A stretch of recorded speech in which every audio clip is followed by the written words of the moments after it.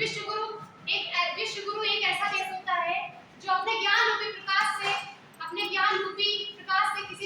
सभी देशों को प्रकाशित करे। हाँ, अगर हम विश्व गुरु बनने के पथ पर देखें तो हमारा भारत अग्रणी है, ठीक है। अगर गूगल पे सर्च करेंगे तो सबसे प्रथम नाम आएगा भारत का। हाँ, भारत अग्रणी है, विश्व गुरु बनने के पथ पर अग्रणी है। देखिए तो शल्य चिकित्सा में जिन्होंने शल्य चिकित्सा की खोज की है, ये हमारे भारत की ही देन है। और जनसंख्याओं के महत्व जिसके बिना अधूरा है शून्य, जिसकी खोज आर्यभट्ट ने की है, वो हमारे भारत की ही देन है। और सबसे पहले पुरानी विश्वविद्यालय तक्षशिला वो हमारे भारत की ही देन है। हाँ, लेकिन मेरा भारत पहले विश्व गुरु था। लेकिन अब बात करें तो अगर अब कहीं देखें तो सबसे पहले हमारे दिमाग में बात आती है कि इस समय विश्व गुरु का सुपर पावर अमेरिका है। क्यों है? क्योंकि उसके पास स्ट्रॉन्गेस्ट आर्मी है, स्ट्रॉन्गेस्ट इकोनॉमी है और स्ट्रॉन्गेस्ट स्पेस एजेंसी नासा है।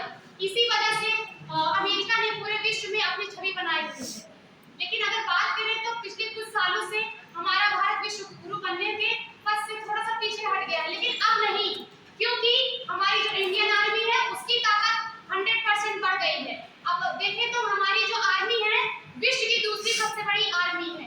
और इकोनॉमी में देखें तो इंटरनेशनल मॉनेटरी फंड सन 2020-21 के आंकड़े के अनुसार देखें तो हमारा देश विश्व का 7वां सबसे बड़ी इकोनॉमी बन गई है इस समय। और क्या कहते हैं, कोविड-19 के दौर में जब पूरा विश्व कोविड-19 को महामारी के रूप में देख रहा था, तब हमारा भारत देश उसे एक अवसर के रूप में देख रहा था। हमारे भारत देश ने सीरम इंस्टीट्यूट ऑफ इंडिया की स्थापना की, जो विश्व का सबसे प्रथम सीरम उत्पादक केंद्र बना।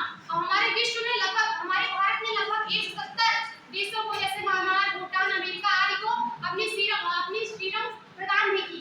और देखें तो 24 सितंबर सन 2014, आप सबको वो डेट तो याद ही होगी, उस दिन मंगलयान सफल रूप से साकार हुआ था, जिसमें सिर्फ 450 करोड़ रुपए लगे थे।